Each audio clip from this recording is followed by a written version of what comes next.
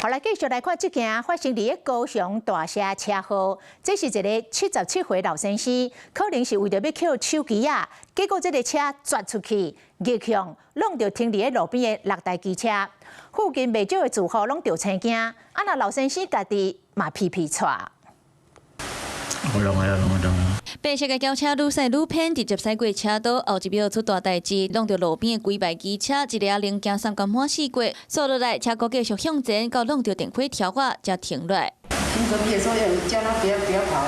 駕駛看出代志啊，就先把骨想要把車刷去路邊。落車了後，看到這幕是面啊青順順，把手搭在咧胸坎，敢若想要互家己較寧靜咧。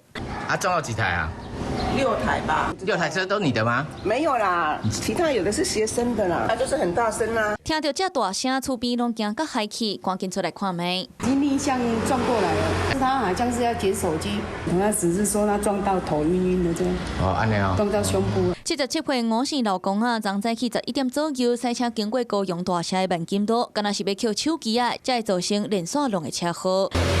現場還有吹氣的車殼，轟弄到的機車大部分是租厝學生的，有的人還唔知影家己的車已經受損。警方因為也未聯絡到車主，只好佇咧照後鏡打告示。有車子為零，現場無人受傷。初步了解，當時的老公啊，駕照一切符合規定，過去嘛無違規記錄，因為只是分心弄到6台車，後續恐驚要面對大條的維修費用。Hello， 我是張新文。想要搶先掌握最及時的新聞資訊嗎？趕快訂閱、按讚、開啟小鈴鐺，鎖定華視新聞 YouTube 頻道。